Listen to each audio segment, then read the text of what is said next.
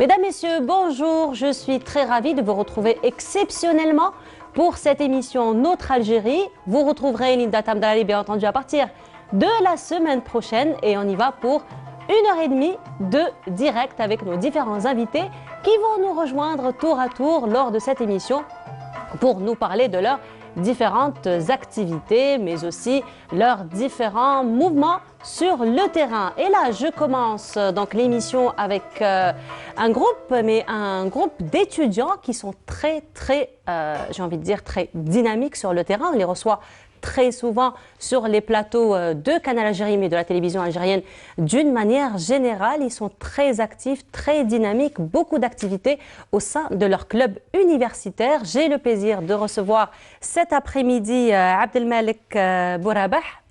Bonjour, pardon. Ça va, vous allez bien? Alhamdulillah. Alors, vous êtes étudiant à l'école nationale polytechnique à Al-Harrach, Alger. Voilà, et donc vous faites aussi partie du club d'activité polyvalente, la CAP.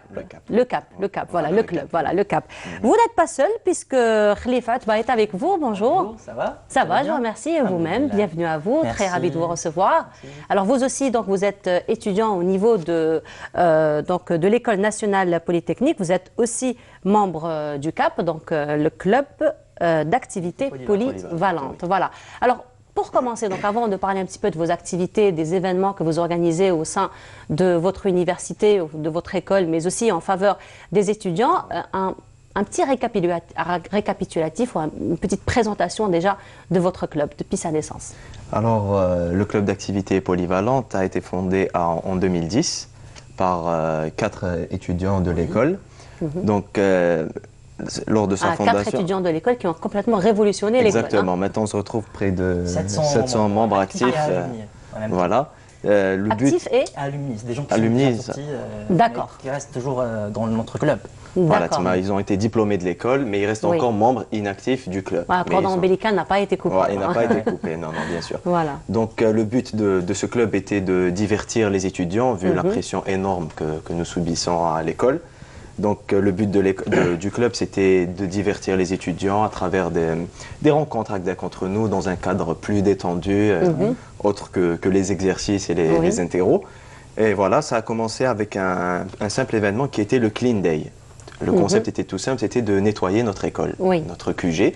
Et là, maintenant, on se retrouve après 10 ans d'existence, avec près de 10 événements par année, plus de 10 événements. 10 événements, c'est énorme. Oui, et d'autres activités, bien sûr, dans le domaine caritatif, culturel et scientifique, à travers nos sections. D'accord, donc une dizaine d'événements par an. Généralement, vous touchez quel domaine? On touche à tout. Comme il vient de dire Malek, on est actif sur tous les terrains, on peut dire, sur le volet culturel, le volet scientifique et même caritatif. Donc on a des événements phares, je nomme SMS, Stock Market Simulation, qui est une simulation boursière pour les gens qui sont intéressés par la bourse et les marchés. On a aussi Charity Festival, c'est un grand festival caritatif là où on organise des événements pour les orphelins et tout l'argent récolté sera pour les orphelins et pour aider les gens nécessiteux. Ah, quand même, vous sortez quand même carrément du domaine d'études. Oui, comme le nom l'indique du club, c'est club d'activité polyvalente. Voilà, on ne se restreint pas dans... Alors là, nous sommes en train de découvrir quelques photos que vous nous avez ramenées. Donc, est-ce qu'on peut savoir ce qui se passe, qu'est-ce que représente un petit peu justement, là, c'était le premier événement, c'était le Clean Day. Le tout premier, il y a 10 ans de cela? Non, il a été fait il y a quelques semaines. Il y a quelques semaines, d'accord. Par les nouveaux étudiants, enfin les nouveaux membres du club. Mais qui devient coutume, finalement. Qui devient coutume, exactement. C'est une tradition du club. Le premier événement organisé, c'est toujours Clean Day. Donc voilà, nous avons nettoyé notre école avec des sachets, tout ça. Il y a eu un autre événement au niveau de la Sablette aussi? Oui, là où il y a eu... samedi, c'était le plugging. Je ne sais pas si vous connaissez le concept. Le plugging, c'est... Le but du plugging, bien sûr, c'est de nettoyer l'allée dans laquelle nous sommes. Et ce, à travers une course. Oui. Donc le but, c'est avec des sachets, on court très rapidement. Et le but, c'est de récolter le maximum de sachets. C'est vraiment joindre l'utile à l'agréable, donc sport, exactement, dans la joie, la bonne humeur, la transpiration et tout. Si je peux me permettre d'ajouter une chose, cette année, on a récolté principalement les bouteilles en plastique et les bouchons. et qui vont être recyclés pour être vendus. Et l'argent, Inch'Allah, vont aider les enfants de la Lune. C'est des enfants qui ont une petite maladie, ils ne peuvent pas se permettre de sortir en plein jour. Donc ils ont besoin de certaines tenues qui sont vraiment qui coûtent vraiment cher. Donc voilà, on a pu récolter plus de 60 sacs en plastique. Et quand même, c'est une bonne initiative. Oui, mais c'est vrai que l'initiative, c'est les enfants de la Lune, n'est-ce pas? Oui. C'est vrai que l'initiative a touché un petit peu toute la population, parce que même les enfants, ils s'amusent à récolter les bouchons, et puis à faire le tri avec les couleurs. Il y a même des mamans qui ont fait des activités ludiques carrément pour apprendre aux enfants les couleurs. Donc finalement, apprendre aux enfants les couleurs et par la même occasion, donc remettre les bouchons à l'association qui s'occupe de ces enfants-là. Donc là, il y a quelques instants, nous avons vu donc l'affiche que vous avez conçue pour l'événement de la Sablette. Sinon, il y a d'autres événements? Oui, nous organisons différents événements dans tous les domaines scientifiques, caritatifs et culturels. D'ailleurs, nous organisons, Inch'Allah, donc là, on est en train de la voir encore. Donc c'est une affiche que vous faites à votre niveau ou vous faites appel aussi à... Non, tout ce qui se fait, toutes les conceptions graphiques, création de contenu, rédaction, c'est des étudiants qui sont membres du club.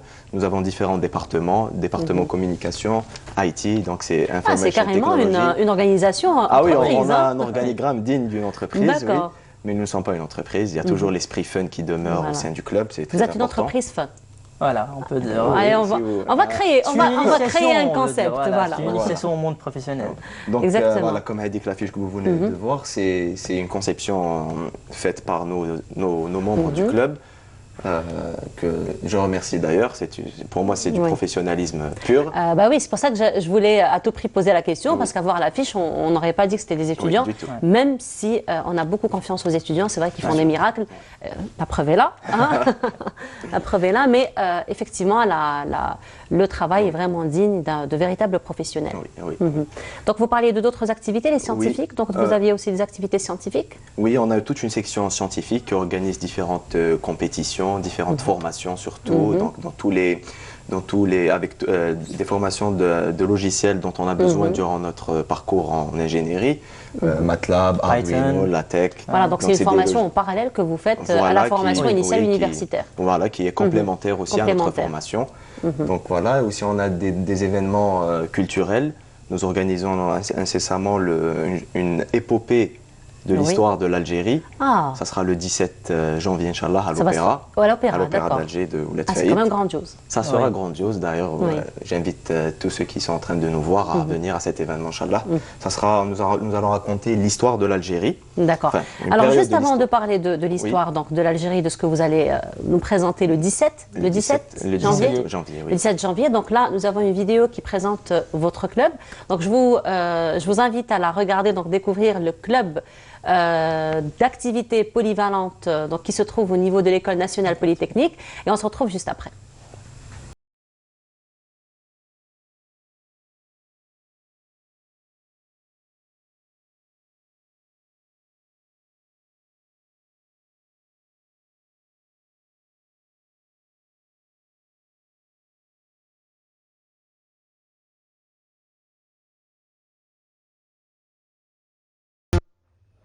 Voilà, donc là, on a vu. C'était aussi les étudiants qui avaient conçu cette vidéo?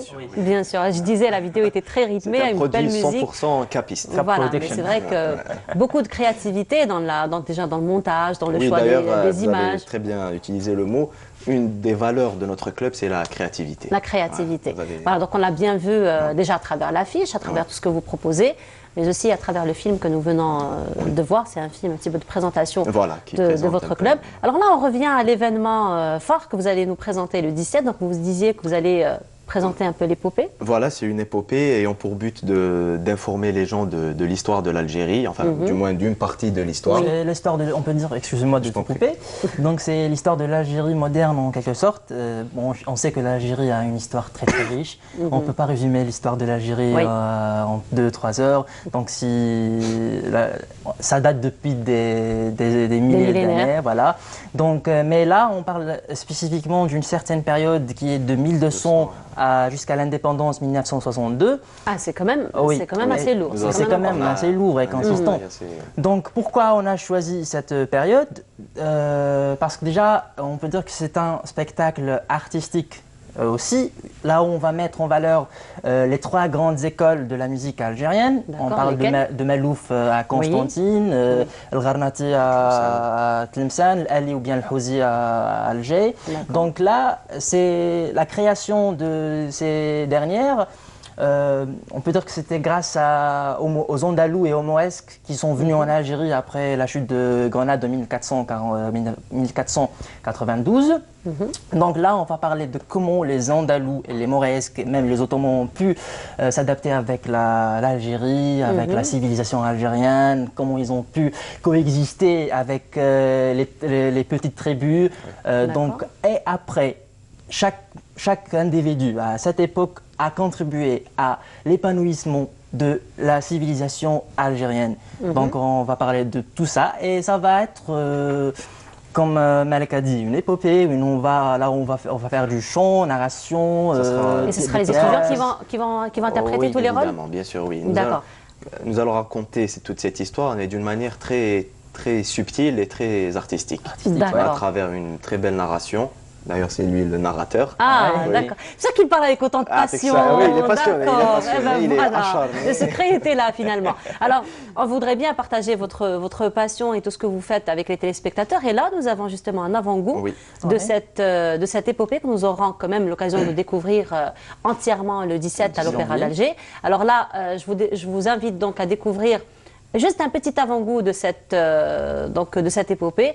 Et on se retrouve juste après.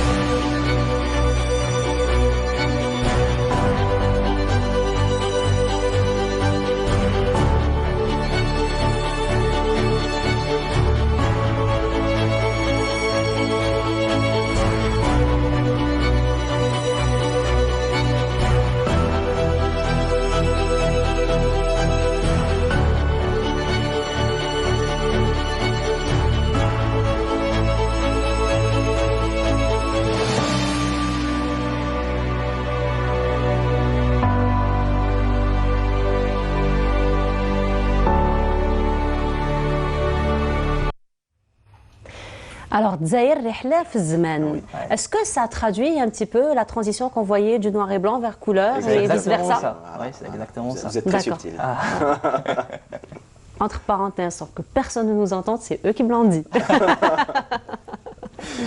Voilà, quand même, la propriété intellectuelle s'impose.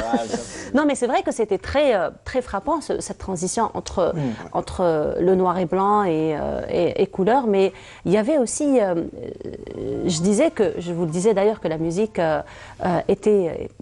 Elle donnait, voilà, intrigante, mais aussi il y avait beaucoup de suspense finalement. On avait vraiment envie d'aller avec vous dans ces petites ruelles de la Casbah. Et donc d'où vient toute cette passion, on va dire? Je ne trouve même pas les mots pour... Vous ne savez pas à quel point cet événement, personnellement, me tient à cœur. Moi, je suis musicien, je suis pianiste. D'accord. Voilà, elle était justement en train de me le dire, Fella. Elle était justement en train de me dire, Fella, que vous étiez musicien. Oui, je suis pianiste. Donc, l'histoire de l'Algérie nous tient tous à cœur. Donc...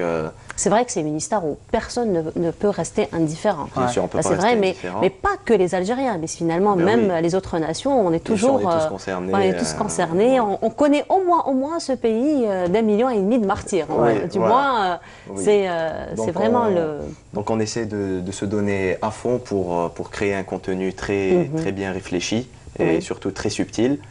Donc croyez-moi, le 17, ça sera ça sera une réussite. Ah bah, Ça sera une réussite, certainement, certainement. On l'a vu quand même à travers les vidéos. Nous ne voulons pas dévoiler encore plus pour ne pas gâcher la surprise. Vous avez raison. Vous allez voir, Inch'Allah, j'espère qu'on se verra le 17, Inch'Allah. que vous allez remarquer à la fin du spectacle que tout est lié d'une certaine manière entre la narration et bien sûr, d'autres axes de notre événement. Donc ça sera très bien fait et très bien ficelé. Déjà, nous avons un avant-goût pour ça, oui.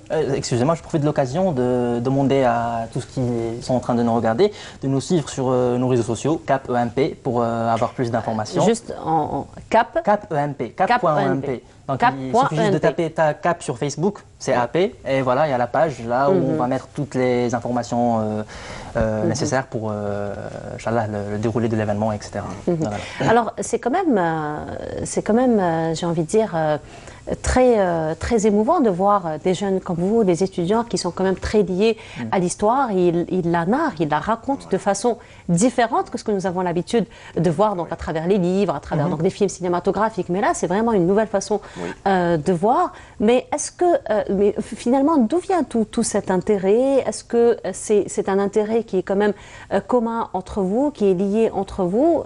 Qu'est-ce qui fait justement que vous voulez mettre en valeur tout ça? Moi, je suis passionné par la musique. Et moi, je suis passionné par la littérature. Lui, il est passionné par la littérature. Et notre ami que je salue, c'est Khoya Amzian Youssef Ali, qui est en quelque sorte le cerveau, la tête pensante de ce projet. On était ensemble à Babzoua, je me rappelle, en pleine circulation, comme toujours. On discutait avec Dak, il m'a dit, Malek, voilà, j'aimerais vraiment retracer l'histoire de l'Algérie, ou du moins une certaine période bien précise, mais d'une manière extraordinaire, qui n'a jamais été faite en Algérie.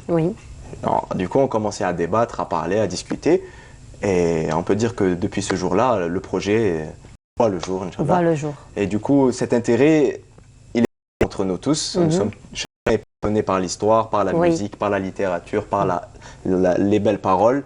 Et du coup, on a un peu mélangé tout ça et pour faire, Inch'Allah, cet événement. Voilà. Alors, lorsque vous avez réalisé votre projet, donc, est-ce que vous avez travaillé en collaboration avec des historiens, avec des connaisseurs, avec... Oui, à vrai dire, on peut pas faire passer une information qui est fausse, bien évidemment. Parce que déjà, surtout quand il s'agit d'histoire. Voilà, sûr, même pour avoir une conscience... certainement. Voilà, à l'aise. Tranquille, on va dire. Tranquille. Donc oui, on a nos références, on a travaillé sur des livres. Bon, je cite par exemple l'histoire de l'Algérie moderne. On a même vu, on a eu des rencontres avec des historiens. Je nomme M. Hadi Hassani qui nous a beaucoup aidé. Sahal Hadi Hassani. Et donc voilà, la fiabilité des informations, je pense qu'on a fait vraiment attention à ce détail-là parce que c'est important. Et on a travaillé jour et nuit sur le contenu de la narration et même de l'événement lui-même. D'accord. Oui. Mais sinon, l'événement, il est destiné à qui finalement? Est-ce que c'est un accès ouvert à tout le monde? C'est un accès ouvert à tout le monde. Et d'ailleurs, notre but, à travers notre communication, c'est de toucher un éventail énorme de voilà, toutes les tranches d'âge, toutes les tranches de la société. Il n'y a pas un public cible, non. D'accord. Donc le rendez-vous, c'est le 17 à quelle heure? 17 janvier, Opéra. 18h30. À partir de 18h30, d'accord. Donc ça va être juste l'épopée ou il va y avoir autre chose en parallèle? Ça sera une épopée. Une épopée de l'histoire de l'Algérie. D'accord. Donc juste on va revenir à votre club. Donc c'est un club qui est destiné aux étudiants. Voilà. Mais est-ce que c'est un club aussi qui est ouvert à tous les étudiants ou juste les étudiants de l'école? Non, ce club est destiné aux étudiants de l'école nationale polytechnique. Donc pour pouvoir adhérer à ce club, il faut être étudiant à l'école nationale polytechnique. D'accord. Mais par contre, nos événements sont ouverts à... Nos événements sont ouverts à tout le monde. D'accord. Donc juste pour les adhérents, donc là vous ouvrez pour les étudiants de l'école. Et ensuite, vous pouvez après, c'est-à-dire les autres étudiants peuvent après rejoindre les événements. Oui, voilà. D'accord. Alors on se retrouve juste après cela.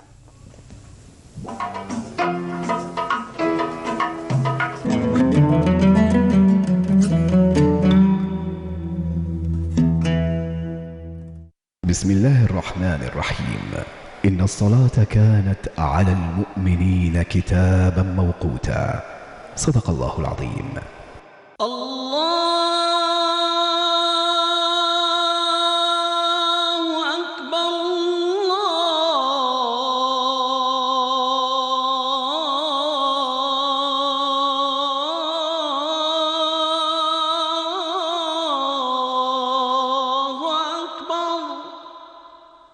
أشهد أن لا إله إلا الله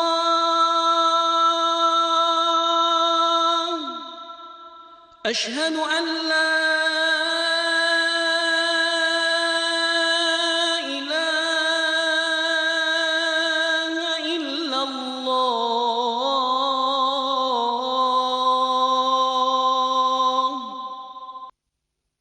أشهد أن محمدًا رسول الله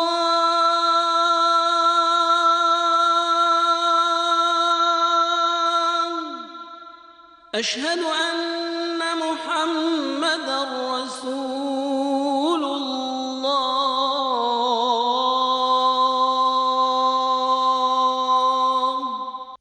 حي على الصلاة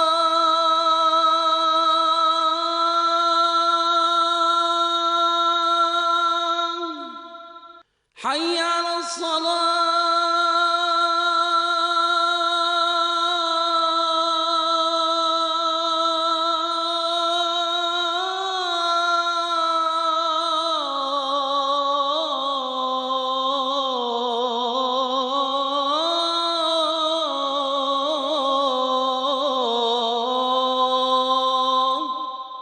حي على الفلاح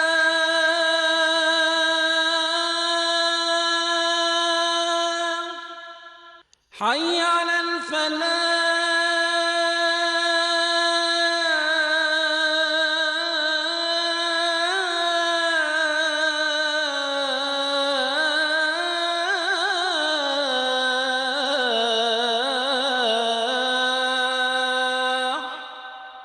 الله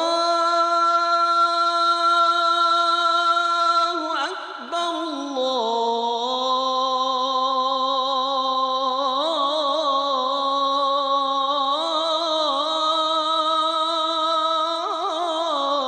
الله أكبر لا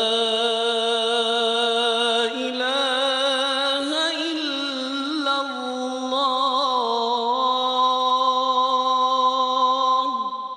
اللهم رب هذه الدعوة التامة والصلاة القائمة آت محمدا الوسيلة والفضيلة والدرجة الرفيعة وابعثه اللهم مقاما محمودا الذي وعدته.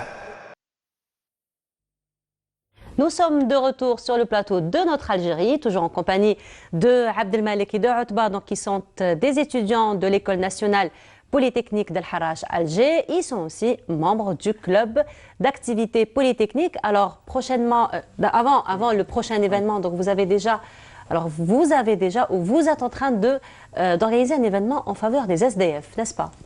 Oui. De quoi il s'agit? Justement, c'est l'action caritative, caritative au sein de notre club qui s'occupe de cet événement. Enfin, on ne peut pas l'appeler un événement, mais c'est une action à long terme. Ouais. Donc on récolte... Là, on est en train de voir l'affiche que vous avez on récolte conçue pour. Des vêtements, en gros des vêtements pour les gens, pour les SDF, pour les nécessiteux. Donc on a un grand bac au niveau de notre école. Là où les gens vont mettre, parfois c'est bien, voilà, des habits. Tout ce dont on a besoin donc, pour le quotidien, surtout en ces moments de froid. Voilà, justement. Et après, une fois on récolte ces vêtements, on fait des sorties la nuit. Et on distribue les événements, les vêtements sur les SDF. Donc voilà. Très bien. Mais sinon, vous êtes en train donc d'organiser un autre événement qui est aussi d'une ampleur assez importante, qui touche un petit peu le développement personnel. Oui, c'est le Wikistage Algiers. D'accord. Donc, si je me permets, c'est une série de conférences internationales qui se fait un peu partout dans le monde. Oui. Et là, je parle du club d'activité polyvalente, était le premier club en Algérie à avoir organisé cet événement et le deuxième en Afrique. Donc la première édition c'était Wikistage EMP au niveau de l'école et après le succès on a pu avoir la licence. Donc on a pu avoir une licence pour organiser Wikistage au niveau de la capitale Alger. C'est pour ça le nom c'est Wikistage Algiers. Inch'Allah, cette année, le 9 janvier, à l'Opéra d'Alger aussi, Bolam Sayah, aura lieu la 6e édition. Donc on va parler... Sous le thème. Oui, donc c'est sous le thème de Beyond the Differences.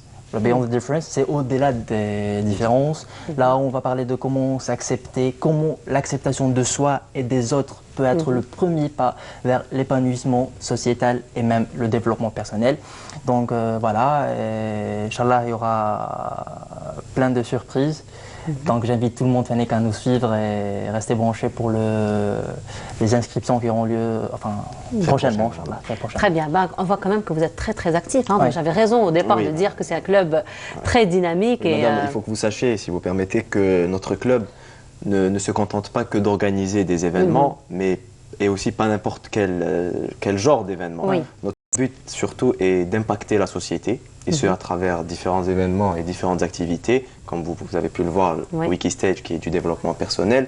Le but est de, pourquoi pas, de diffuser une onde positive dans notre société algérienne, enfin algéroise et algérienne, pourquoi pas, à travers aussi nos actions caritatives d'aider le maximum de gens.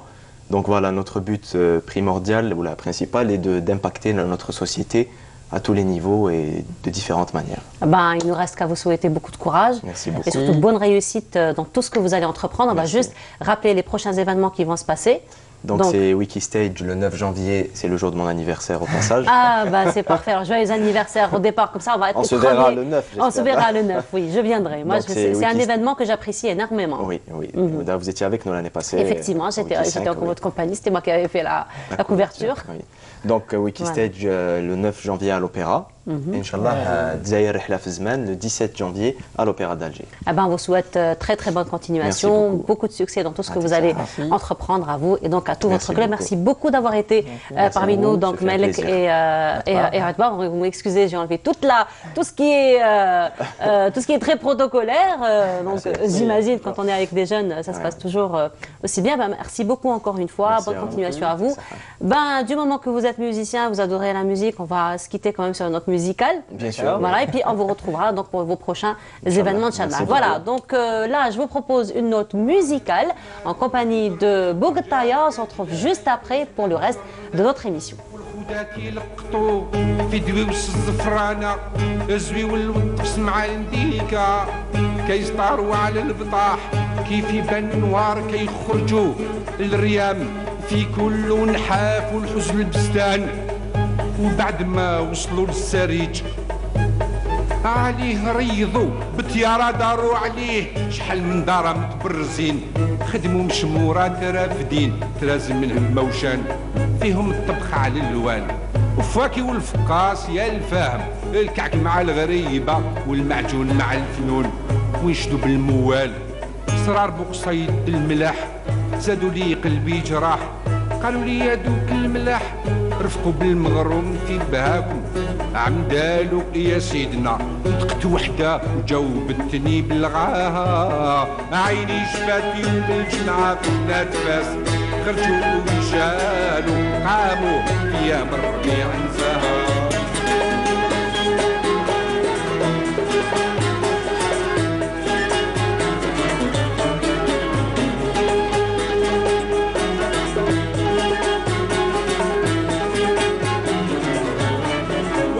جاوبت في الغاها وانا نقولها نصغاها من بعد ما دواها ومعايا جمع الريام قالوا لي يا داك الراجل شكون انت في الناس قلت ليهم طلب سوسي والشيخ حافظ المعاني والكلام قالوا لي كان انت بصيح شعر وصف هذا الغزال قلت ليهم هاتوها لي نشفى في زينها بنجلي ونصيبها صبيه تضحك كأنها البية سحر جميع العقول قالوا لي كيف تصيب قدها قلت لهم سري ورايا طاقت يوم الطام قالوا لي والتيتين قلت ليهم شبان من العبيد فاتوا ريش غراب بالكحولة يهواو على القدام قالوا لي والحاجبين قلت ليهم نونين مضاد خط الطالب عرقهم بالقلام قالوا لي والجبين قلت ليهم نعت الغراء او بضرة جلام من شي غيام قالوا لي والدعديل قلت ليهم دعدين سيوف للسكارة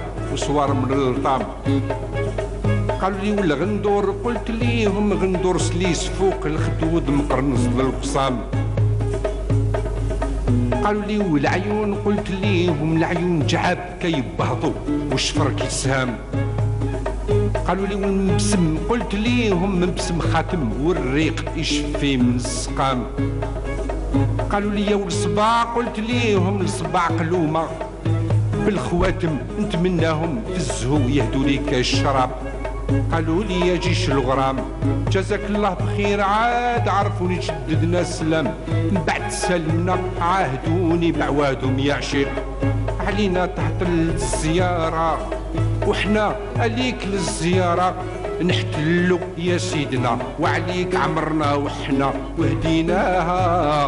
عيني شفات يوم الجمعة بنات شالوا قاموا يا من ربيع زهر.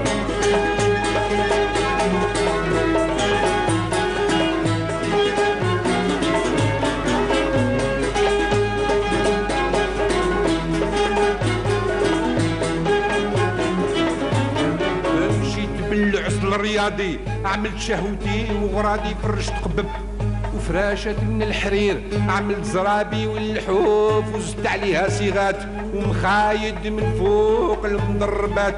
نشرت صفاري للوريق دورت على البستان بالجنود العداوة وملوكهم عند الكلمة واللي باش نامر في الحين يقتلوه. عملت على البيبان شي تعبن او يحل يشدوه اخويا يولي رماد وانا جالس في يوم الرياض. حتى جاو الخودات في حواز ذهبيه سلموا عليا صابوني زرع الشتيه بعضوني من بعد قبلوا دخلوا للرياضي والولو. قالوا لي يا صاحب السجيه احنا الا خليعيه هات النومة حياة قوية. انتقتنا وقلت ليهم زيدوا يا روح راحتي القبة تشهدوه. دخلوا للقبات يوجدوا النواحي والشراب جبدوا عيدان والرباب وينشدوا بشعار ويخبلوا بيديهم الوتار. هادي تسقي هادي دارت النوبة ونعاصروا الخدود ما تسمع غير راه وخود. حتى راح الليل يا الفاهم وضوان جم الصباح حبوش البحر والملاح. خرجوا للبستان تيلقطوا ورد السيسان والبها والنسري والببنوج رخاو الخداد الموج وانا سالي فوق الفجوج. قمنا 3 ايام في نزاهة ونشالوا للخروج خلاو عقلي كيروج. نتمناهم لو كان في بساطي مازالوا يا سيدنا بهم ايام الزهو ومحلاها. عيني شفات جمع بنات خرجوا الرجال عافوا فيها من ربيع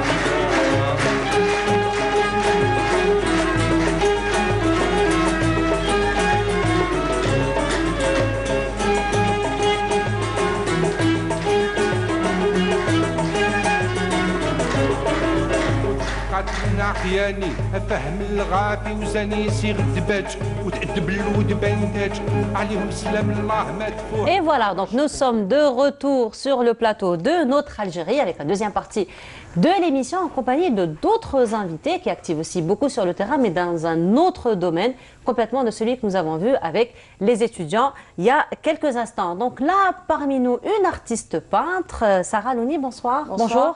Bonsoir, merci beaucoup. On va dire, le plus important c'est qu'il y a du bon. Là, je ne suis vraiment pas la différence entre le bonsoir et le bonjour. Merci beaucoup. Je vous remercie pour l'invitation déjà. Marhaba bik, ça nous fait plaisir de vous recevoir. Alors, Sarah Louni, vous êtes artiste peintre, vous êtes connue sous le nom Boucle d'Art. Oui. Voilà, donc on va parler un petit peu de vos peintures dans un petit moment et puis vous nous avez ramené quelques échantillons de votre travail. Exactement. Voilà, et puis on a parmi nous aussi Lahtihat Aziz, bonjour. Oui, bonjour. Bienvenue à vous. Merci. Alors j'imagine que les amateurs de vélo, lorsqu'ils vont vous voir avec votre tenue, j'aurais même pas besoin de vous présenter. N'est-ce pas? Donc là, vous êtes parmi nous, vous représentez le club cycliste amateur d'Alger. Oui, oui. Voilà, et donc vous faites beaucoup de vidéos sur YouTube. Oui, oui. Mais avant de parler un petit peu des activités, il y a une question que j'ai envie de vous poser. Est-ce que youtubeur peut être un métier?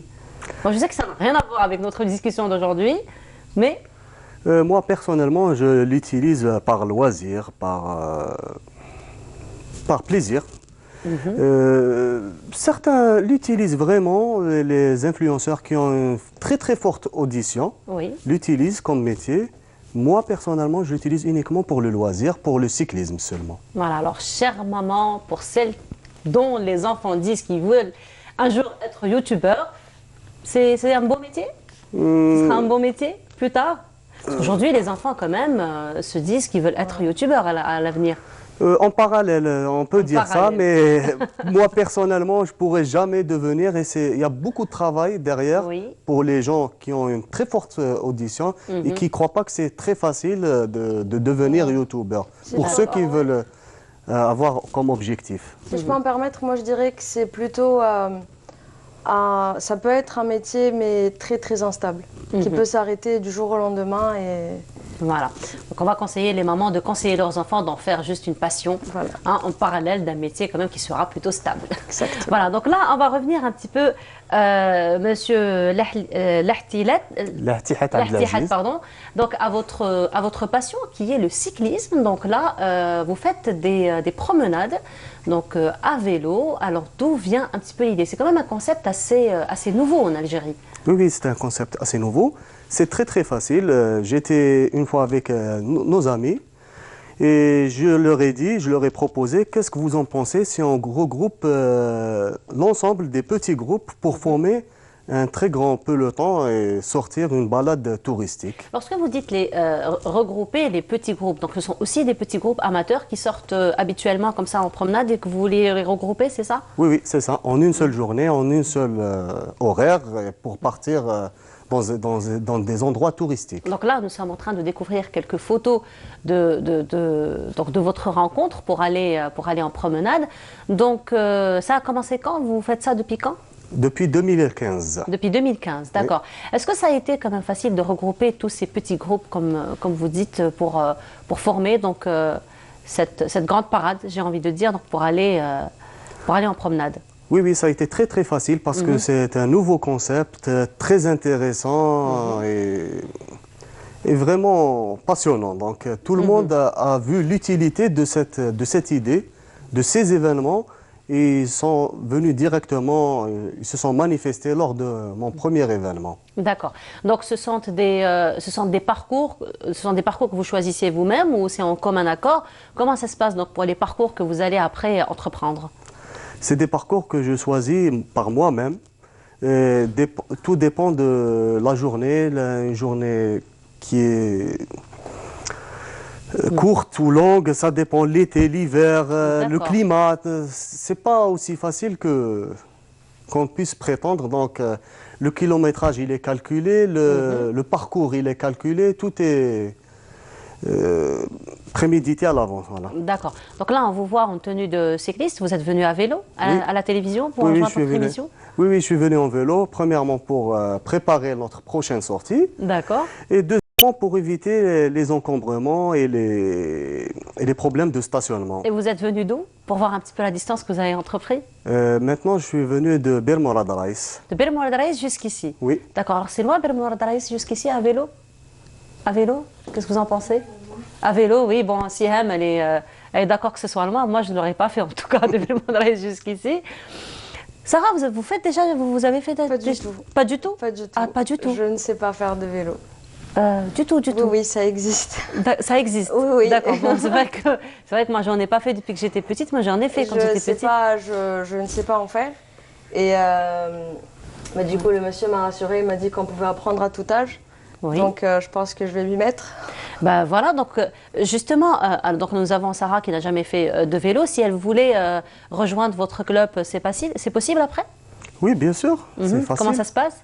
Il suffit qu'elle achète un vélo et qu'elle se présente lors de nos sorties. Et justement, nous en parlions tout à l'heure du frère d'une très bonne amie à moi qui s'appelle la Walid Zerari et qui lui a lancé... c'est une association? C'est un club? Je crois que c'est une association. Qui s'appelle VTT pour elle et justement...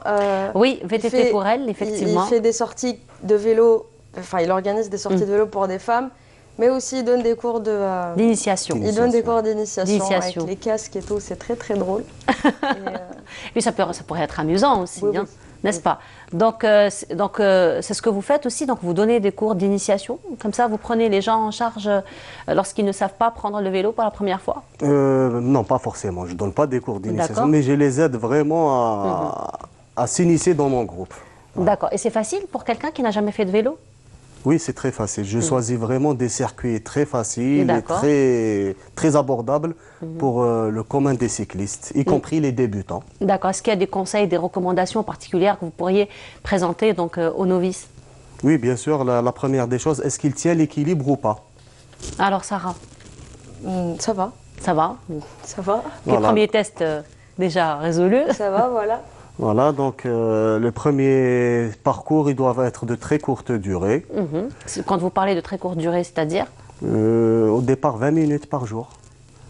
Faire plusieurs séances avant de passer à une étape supérieure et et d'avaler les kilomètres. Voilà. D'accord. D'accord. Mais sinon, Sarah, vous êtes vous dans un autre domaine. Par Voilà. contre, vous êtes dans la peinture. Vous avez déjà fait la peinture, vous? Non, jamais. Sarah, il faut faire un échange là. Si vous allez lui apprendre le vélo, elle vous apprendra certainement à peindre. C'est facile de peindre pour un novice? Très sincèrement, je dirais oui. Moi, j'ai toujours fait ça. J'ai toujours touché un peu au dessin, à la peinture. Je ne saurais d'ailleurs vous dire exactement quand est-ce que j'ai commencé à faire, Oui. c'est-à-dire à m'intéresser à la peinture. Mais avec l'âge, j'ai réussi à me trouver un certain style, à une certaine source d'inspiration. Donc, en complément à ce dont parlaient les camarades juste avant. Donc là, on voit l'un de vos tableaux. Voilà, Donc là, on voit quand même des touches très très africaines, exactement. donc très colorées, Donc des couleurs justement, je chatoyantes. disais, C'est le style duquel vous étiez en train de parler? Exactement. En D'accord. complément à ce que disaient les camarades d'avant, moi je me suis plus intéressée à la culture africaine et amazigh que compose, c'est-à-dire que compose la culture algérienne. D'accord. Et donc, oui, on voit beaucoup de couleurs et de formes africaines, beaucoup de figurines africaines également. Donc, je fais principalement de la peinture sur verre. D'accord. J'essaye de recycler le maximum de verre que j'utilise. Donc, merci à mon papa qui me ramène ça très souvent.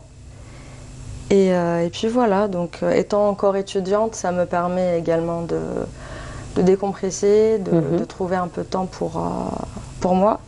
Et de pouvoir faire autre chose également, car je suis dans un domaine totalement différent de l'art. Je fais des sciences de gestion.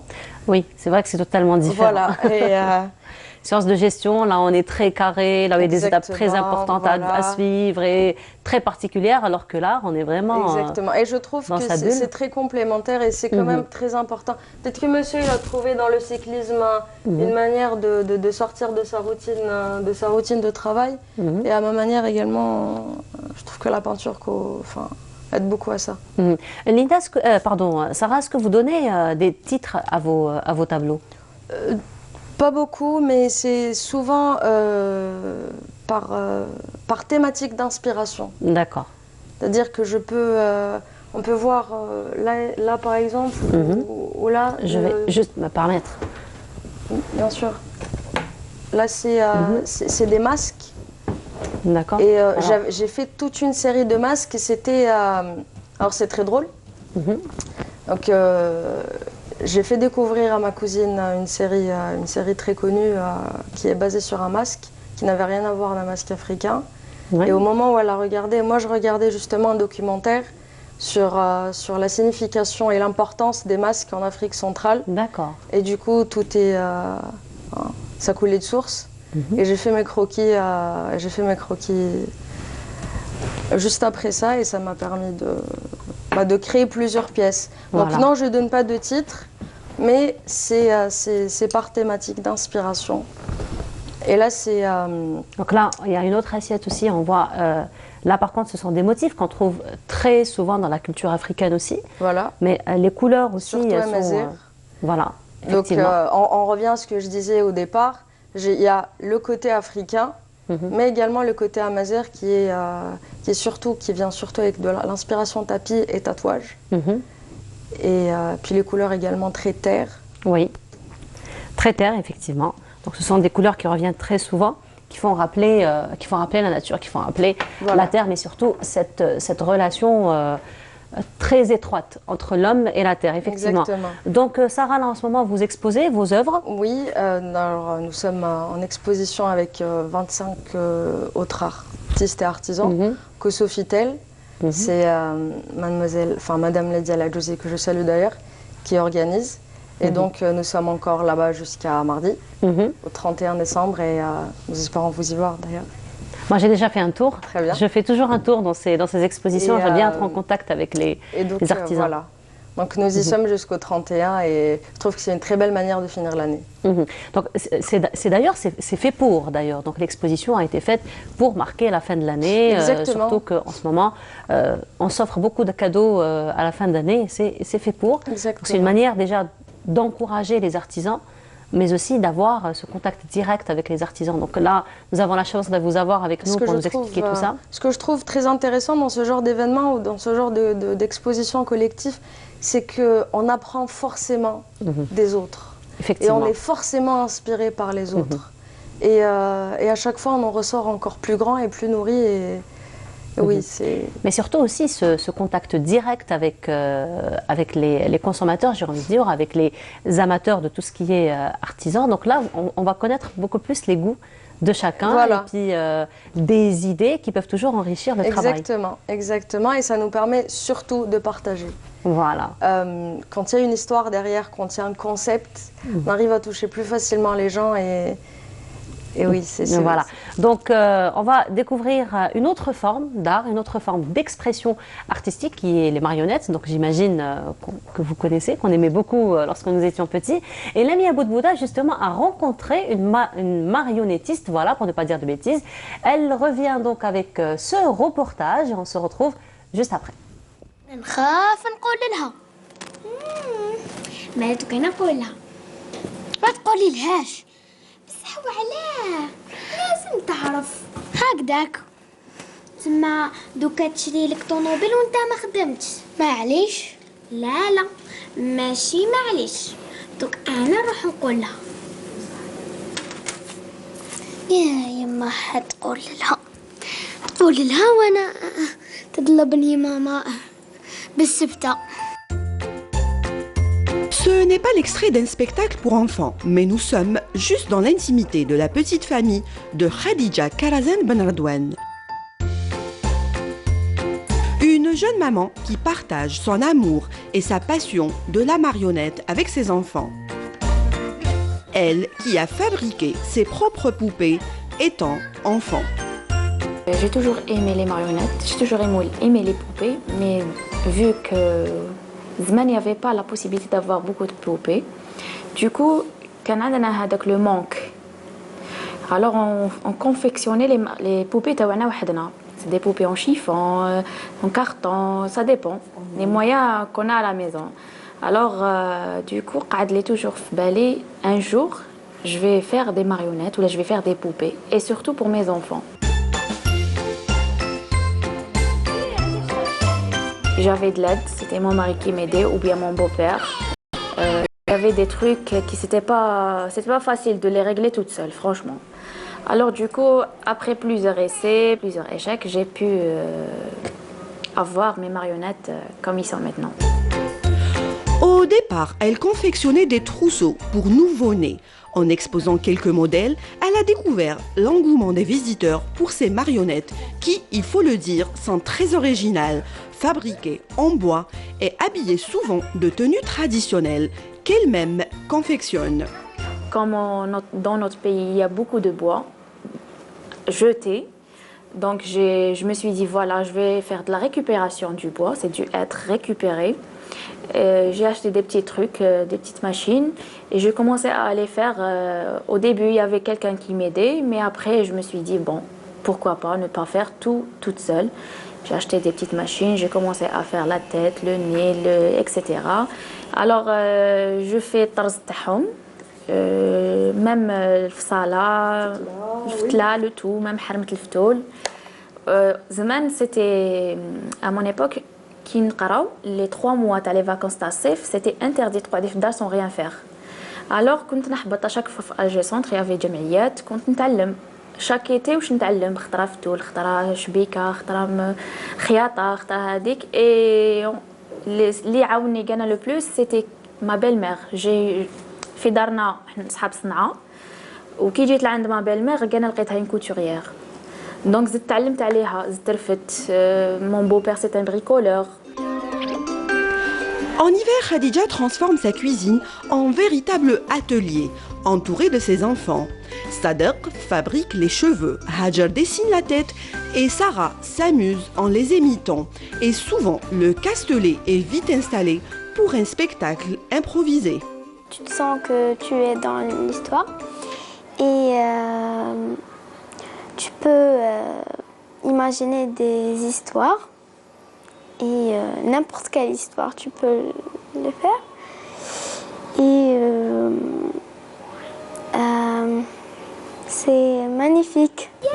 أنا نحبهم بزاف ونتخيل بلي كي نكبر نولي ندير تياتر ونولي نخدم فيهم كيما راهي تخدم فيهم ماما. Khadija invente, crée et donne vie à ses personnages. Elle a réalisé quelques spectacles et espère persévérer dans ce sens, souhaitant lui bon vent.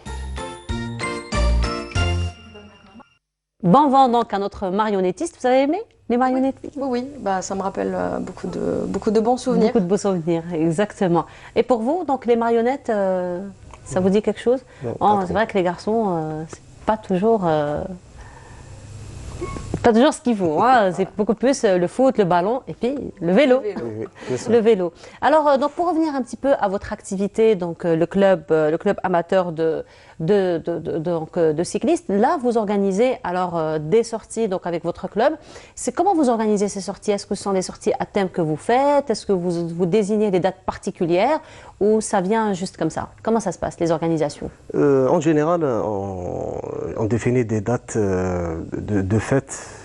1er janvier, 1er mai, 1er novembre, 5 juillet. Non, le 1er janvier, donc c'est dans 2 jours, 3 jours? 3 jours. Vous allez avoir une sortie? Oui, une sortie. Ben voilà, Sarah, donc il faut s'organiser dès maintenant. Hein. Il faut prévoir ça dès maintenant.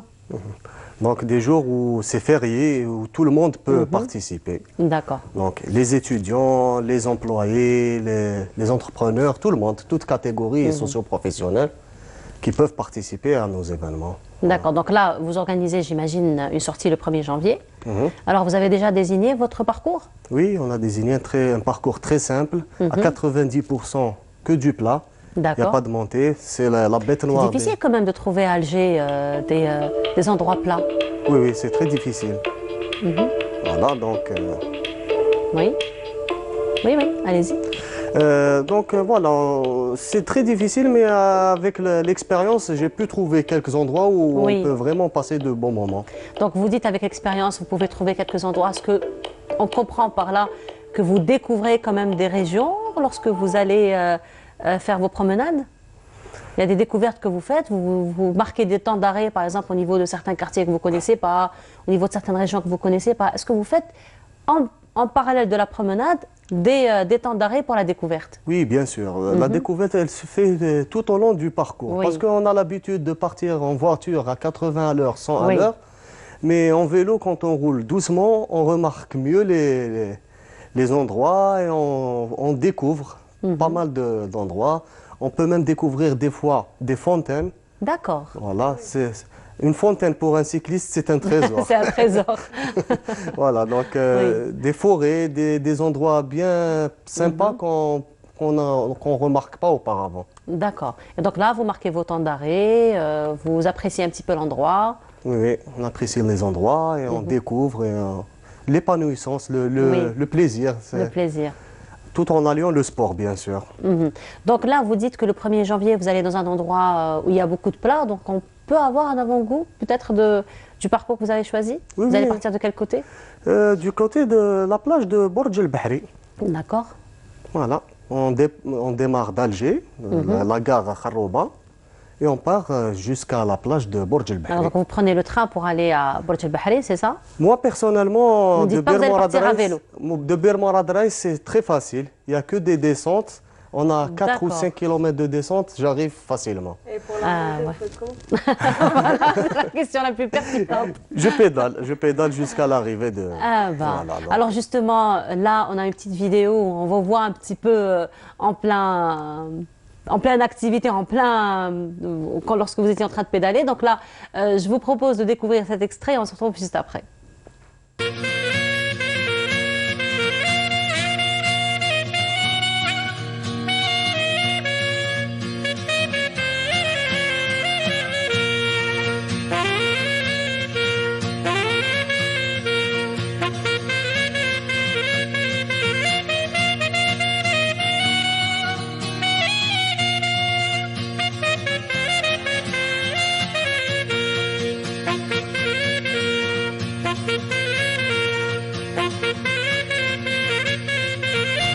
هم الجماعة سيكليست توريست تاع بليدة راهم يديروا الجدولة. Voilà, donc on vous a vu un petit peu. Donc là, vous étiez un petit peu sur l'autoroute. Alors, justement, on a vu que les voitures vous cédaient un petit peu le passage. Donc, ils vous laissaient. Donc, les gens comprennent très rapidement, finalement, l'activité. Ils sont très coopératifs avec vous, les conducteurs. Oui, oui. On a des gilets fluorescents, on a des D'accord. sifflets. Et Ah, vous êtes bien équipés pour. oui, oui, des fois, on a des partenaires qui nous suivent en voiture, en moto, en D'accord. fourgon. Donc, Ah, ça c'est bien. Donc, en cas d'accident, en cas de. Oui. J'ai une question. Est-ce que, du coup, dans ce genre de parcours où vous prenez l'autoroute, etc., est-ce que vous pouvez tolérer la présence d'enfants qui accompagnent leurs parents?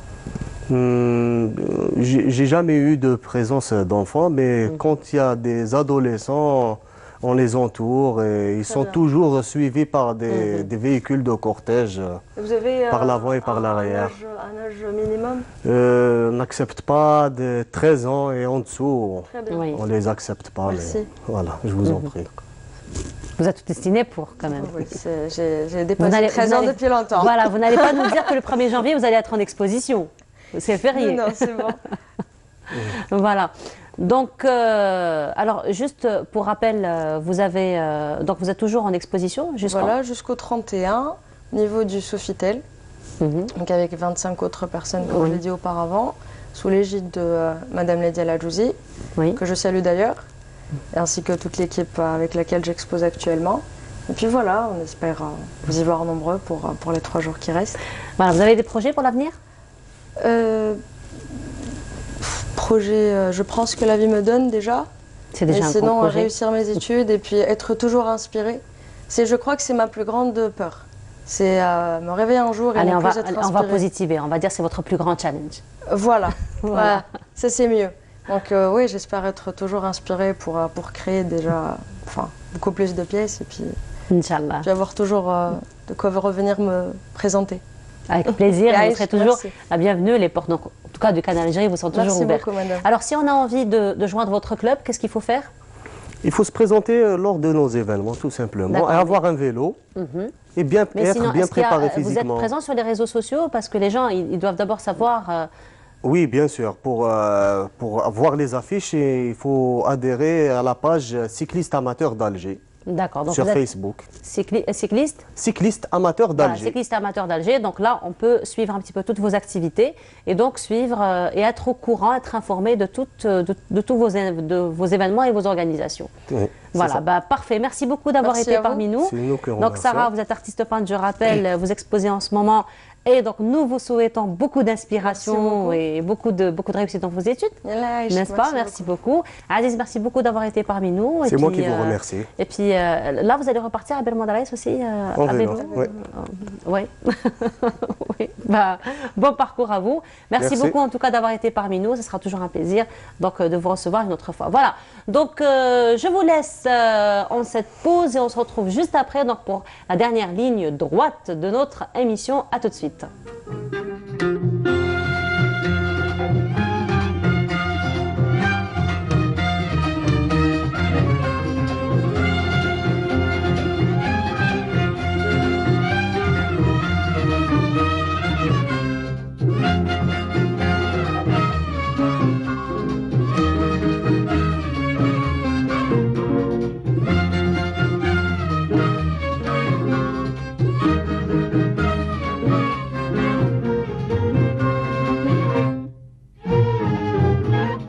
يا شهلة العيون عقلي بيك مفتون يا شهلة العيون عقلي بيك مفتون قل لي أهلك وين وين وين وين يا كملة الزين الزين الزين الزين قل لي أهلك وين وين وين وين يا كملة الزين الزين الزين الزين يا شهلة العيون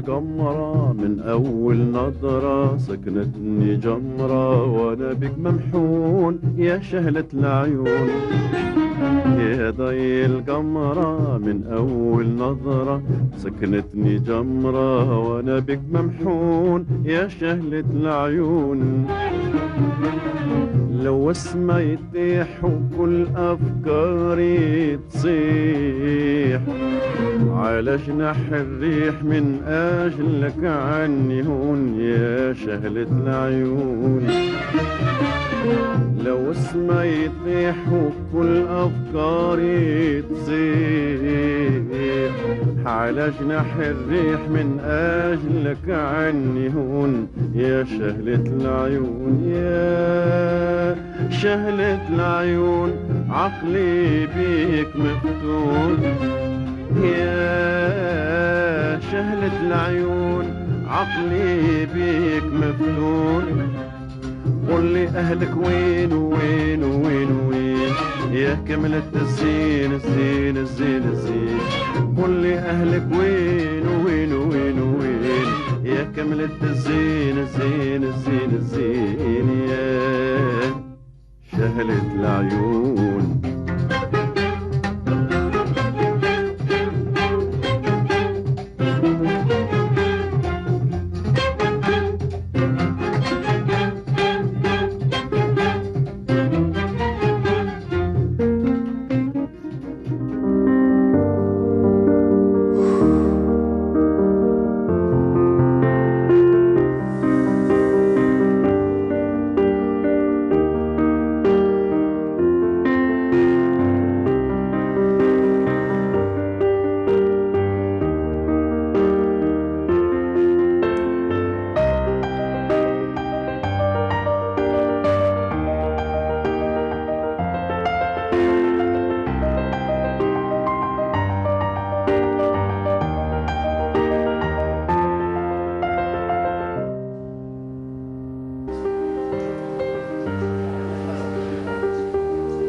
Notre Algérie vous est présentée par Arabesque.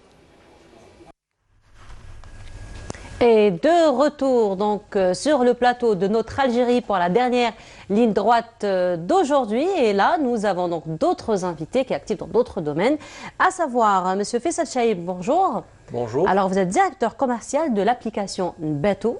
On va revenir en parler dans un petit moment. Un autre artiste aussi nous a rejoint aujourd'hui. Il s'agit de Kousseïla Oussedia. Kousseïla, bonjour. Bonjour. Alors Kousseïla, donc vous êtes artiste, vous êtes spécialisé dans le digital painting. Alors on va revenir en parler. Alors Faisal Chaïb, donc là on disait que vous êtes directeur commercial donc, de l'application Nbato. Donc Nbato est un mot qu'on connaît tous, Nbato qu'on passe la nuit. Exact. Alors est-ce qu'on doit comprendre que c'est une application qui va nous orienter un petit peu où passer la nuit? Bien sûr, bien sûr. Déjà, Nbato, comme on dit en français, c'est passer la nuit. Passer la nuit. D'accord, donc c'était ça la problématique dès le départ. Pourquoi on a lancé Nbato? C'était par rapport à ça, c'était la difficulté à trouver un chez-soi pour passer une nuit ou bien un week-end ou bien des vacances. Donc de là, s'est créé le site Nbato. Donc le site Nbato, c'était un site où il regroupait beaucoup de maisons. Déjà, ça a commencé sur Alger, sur Béjaïa. Il y avait plein de maisons qui étaient disponibles et qu'on pouvait réserver à travers le site. C'était pas le but dès le départ de faire un site d'un an, c'était un site de réservation. D'accord.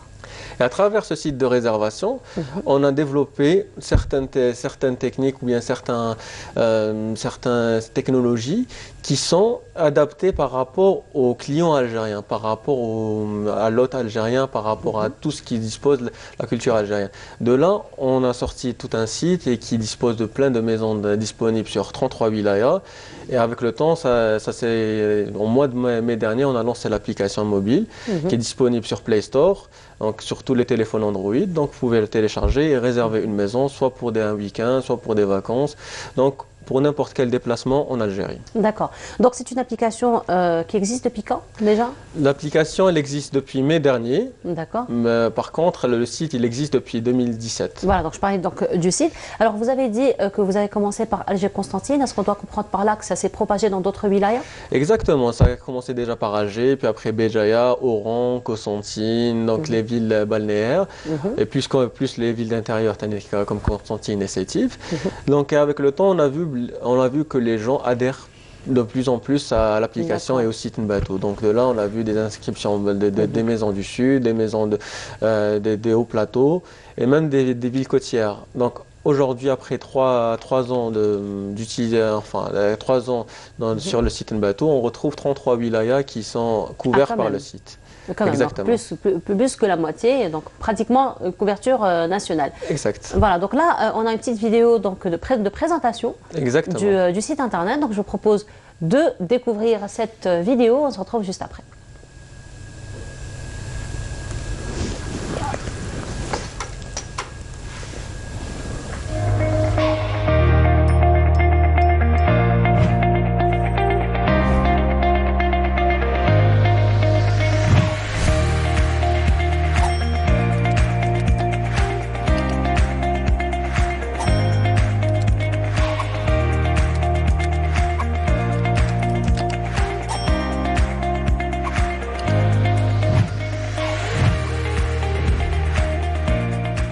Voilà, donc c'était une vidéo donc présentative de l'application. De l'application. Donc vous avez dit qu'il existe maintenant sur tous les Android depuis le mois de mai dernier. Donc les maisons que vous proposez ou qui sont disponibles sur ce site, donc ce sont des particuliers qui proposent leur maison.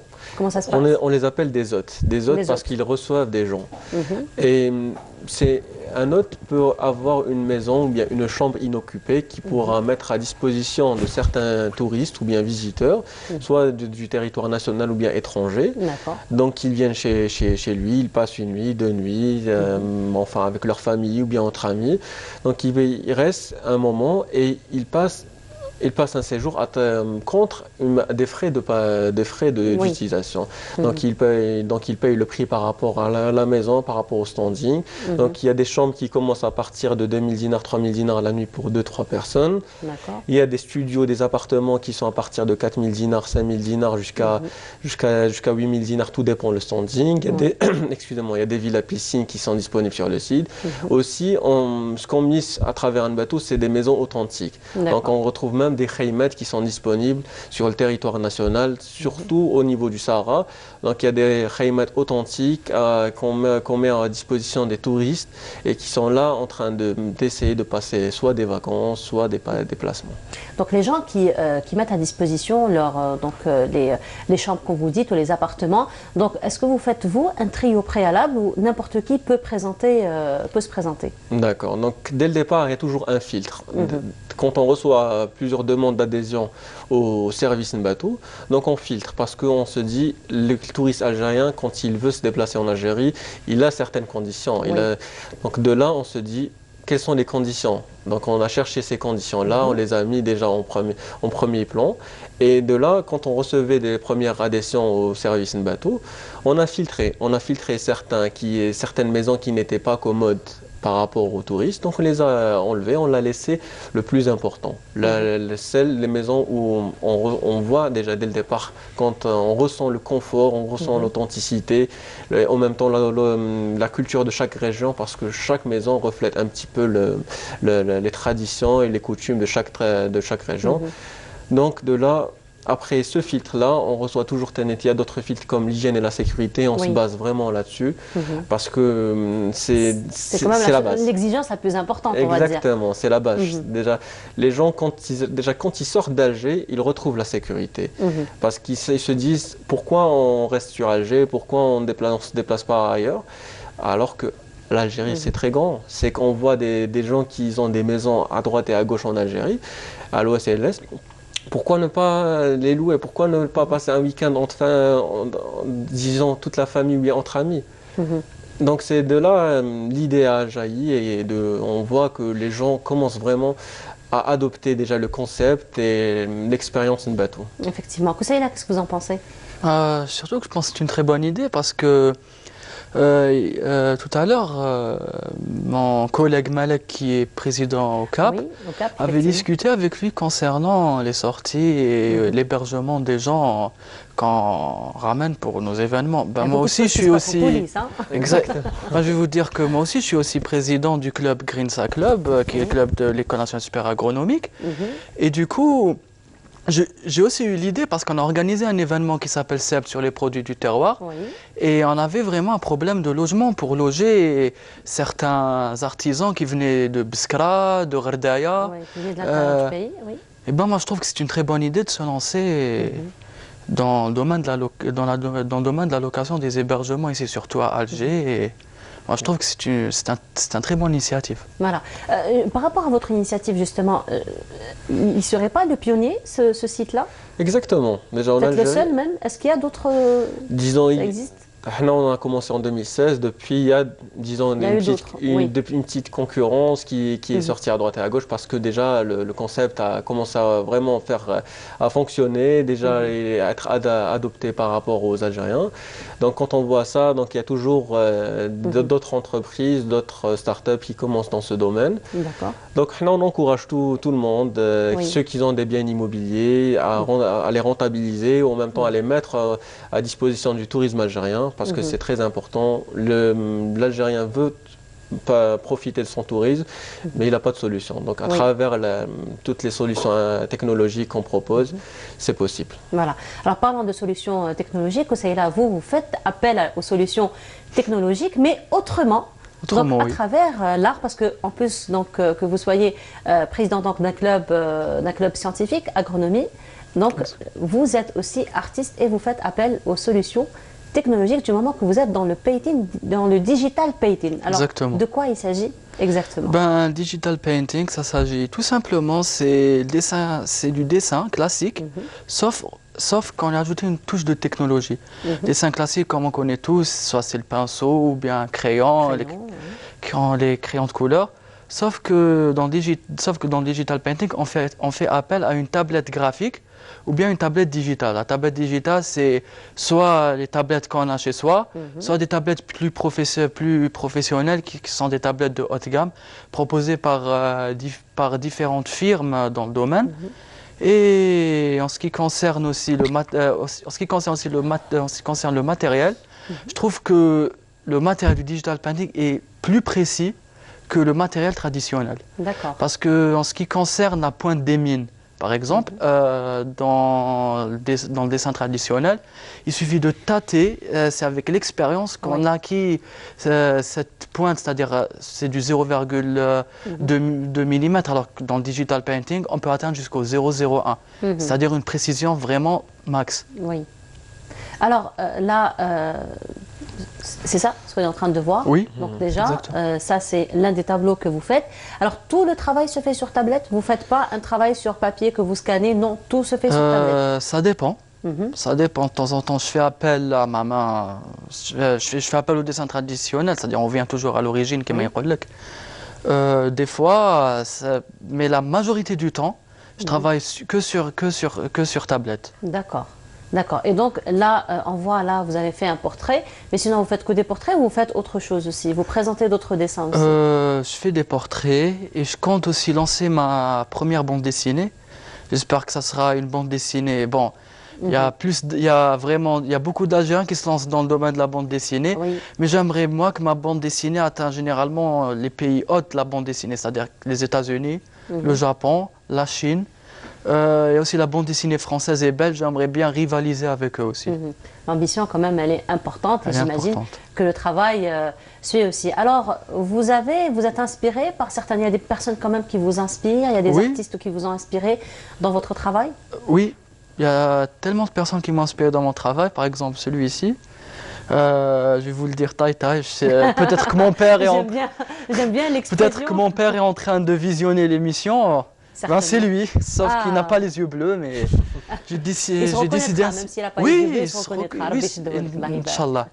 Aussi, il y a un artiste qui m'a vraiment inspiré, c'est un artiste russe. Oui.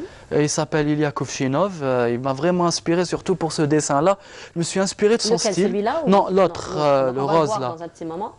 Bien sûr, je me suis vraiment inspiré de son style parce qu'il a un style unique. Son style mélange manga et réalité. C'est ça, c'est ce qu'on est en train de voir là. Exactement, D'accord.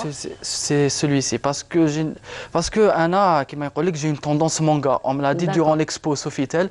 J'ai vraiment une tendance manga. Les gens aiment bien le traditionnel. Moi, je leur ai dit, c'est impossible. Je préfère le manga. Oui. Je peux adapter le traditionnel au manga, mais ça reste mon style. Mhm. Donc, je me suis vraiment inspiré du style manga et j'ai un peu rajouté la touche de réalité qu'on peut même voir dans ce dessin-là. C'est-à-dire la touche de Qui réalité. représente votre papa. Exactement, parce que dans le style manga réaliste, on a tendance à simplifier les traits, mais on se concentre dans le détail des ombres, Oui. dans la finition des cheveux. Quand même, ça reste un style assez compliqué. Donc les bandes dessinées que vous comptez faire prochainement, Inch'Allah, donc pour rivaliser contre d'autres bandes dessinées. Donc ça va être sur les mangas aussi, vous allez investir sur le type manga? Non, pas sur type manga, parce que déjà le manga c'est japonais. On connaît tous que le manga c'est japonais, donc je pense pas que je vais rivaliser avec le Japon qui est le maître en la matière. Mais je compte rajouter le style manga réaliste, pour l'instant qu'on n'a pas encore vu. D'accord. Dans le marché. Qu'est-ce que vous appelez manga style réaliste? C'est fusionner un vrai portrait D'accord. tout en lui simplifiant les traits. C'est-à-dire on simplifie les traits. Au lieu de mettre un nez qui est assez prononcé, on aplatit le nez, on se concentre juste sur les narines. On ne se concentre pas sur... c'est-à-dire que c'est en fonction de la lumière, c'est-à-dire quand la lumière frappe. Si la lumière frappe de ce côté, c'est-à-dire qu'on a l'ombre de ce côté-là, donc on ne va pas vraiment se concentrer sur l'ombre à ce niveau. D'accord. C'est ça, c'est-à-dire qu'on simplifie le trait, mais tout en gardant cette touche de réalisme.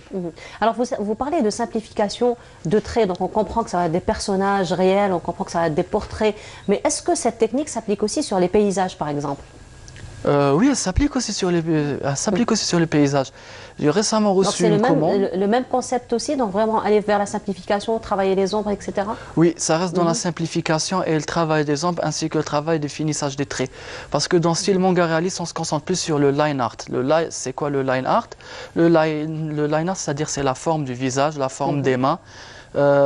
C'est tout ce qui se base au début du dessin, parce que dans le dessin classique, on commence avec le crayon, après on rajoute une couche de stabilo ou de stylo noir. C'est ça le line art, sans passer par le coloriage. Le coloriage, il vient après. Ensuite, ça dépend de l'artiste. Il y a des artistes qui se concentrent sur un coloriage plat, c'est-à-dire faire des ombres en utilisant le plat, ou en variant les ombres avec plusieurs nuances. Oui, d'accord. C'est ça.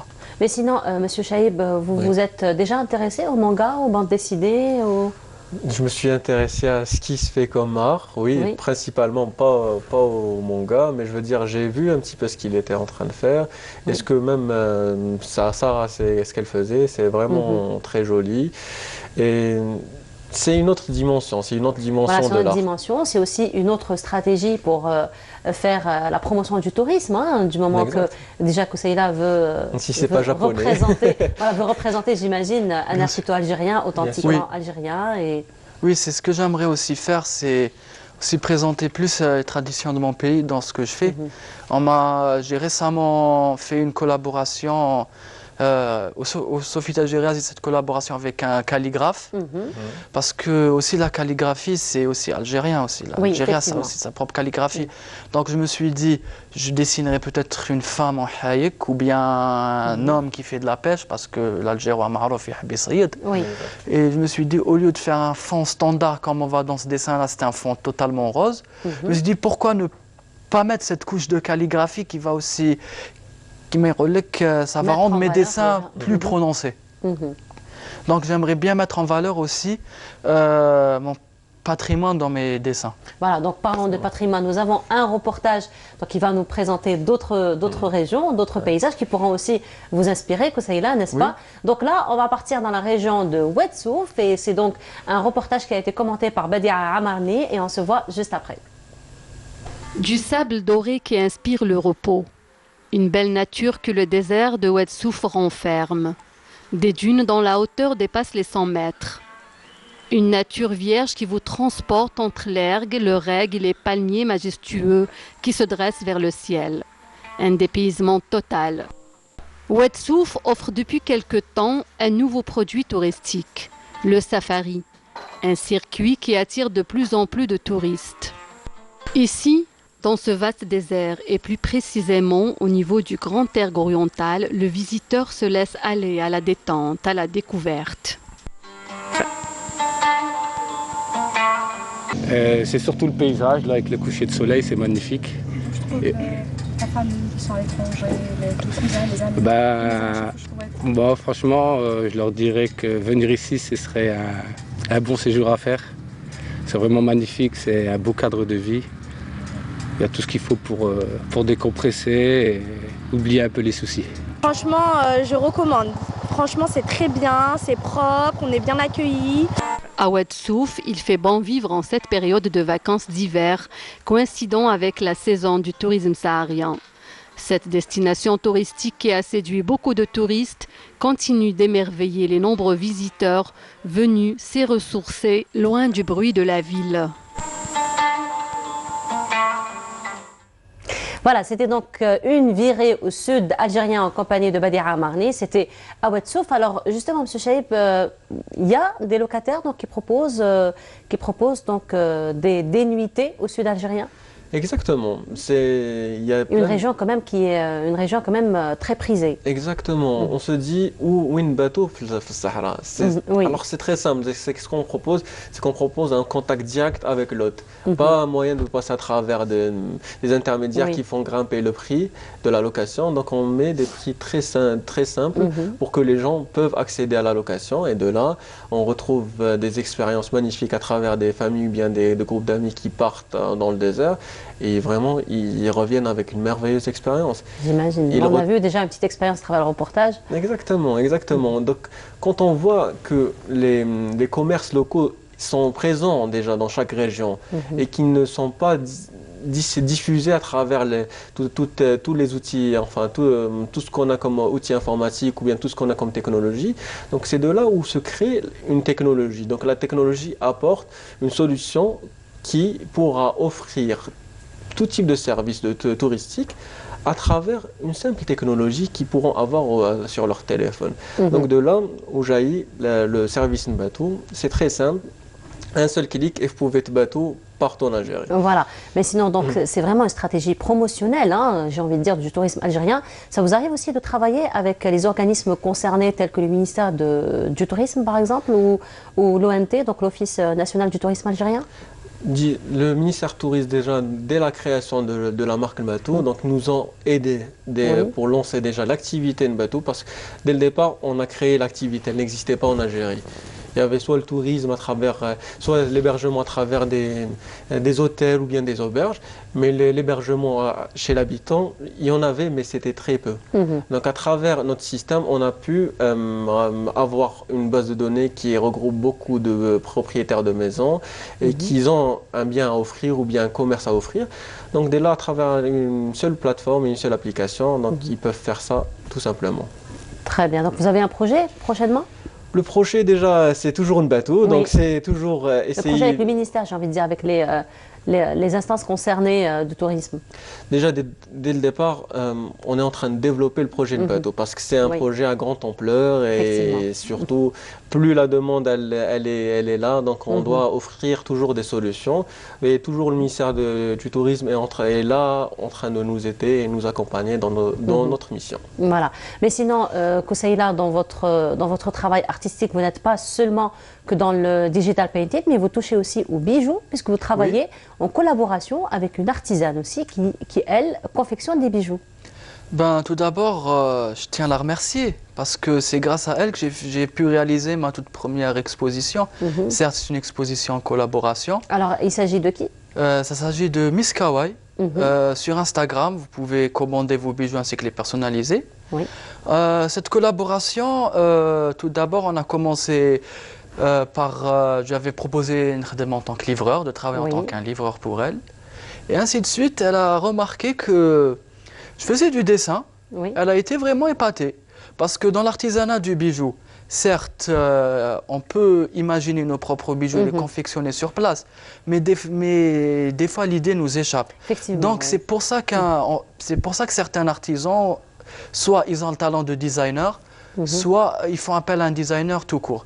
Donc elle a fait appel à mes talents. De temps en temps, je lui confectionne certains bijoux tout en utilisant certaines personnes.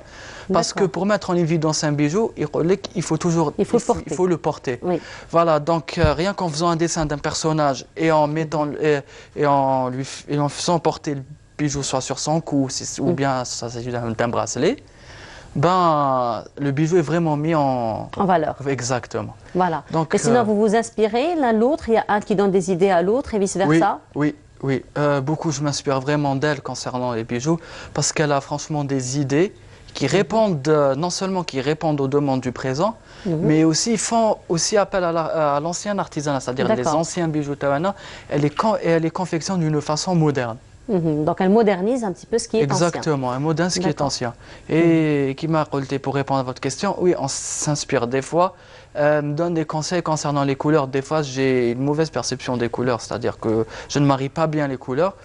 Et elle me donne des conseils concernant le mariage des couleurs. D'accord. Je m'inspire beaucoup d'elle pour tout Très bien. Donc là, vous êtes en train d'exposer en ce moment, ensemble? Oui, au Sofitel. L'exposition a commencé le 21 décembre. Et se terminera le 31 décembre, Inch'Allah. D'autres projets à l'avenir? Ben, tout simplement, je compte d'abord valoriser le patrimoine algérien dans mes dessins et continuer cette collaboration avec la créatrice. Parce que franchement, c'est une créatrice de haute gamme qui m'a épaulé.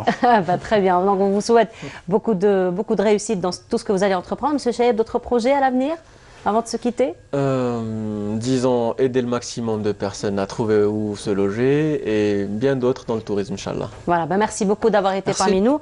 Je rappelle, Faisal Chaïb, donc vous êtes directeur commercial de l'application Nbeto.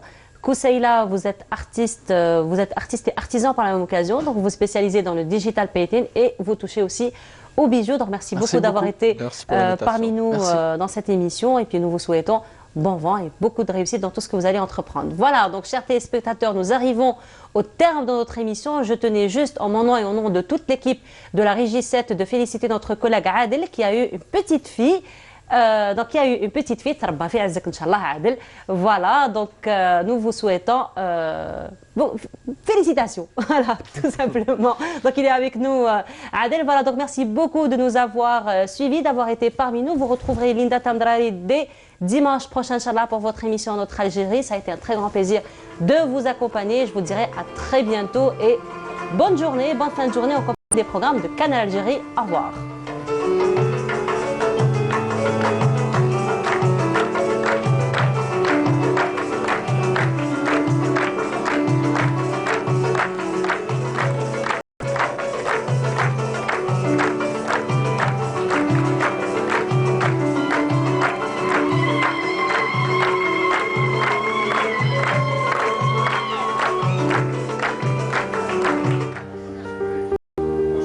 Notre Algérie vous a été présentée par Arabesque.